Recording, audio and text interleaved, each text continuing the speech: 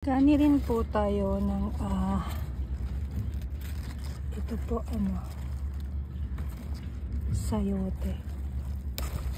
Harvest tayo ng chayote. Okay, so ito po ang ating puno ng chayote. Mag-harvest tayo ng sayote. Napakaganda po sa katawan ng sayote dahil marami po itong vitamin C at tingnan po ninyo ang ating sayote ay napakaganda.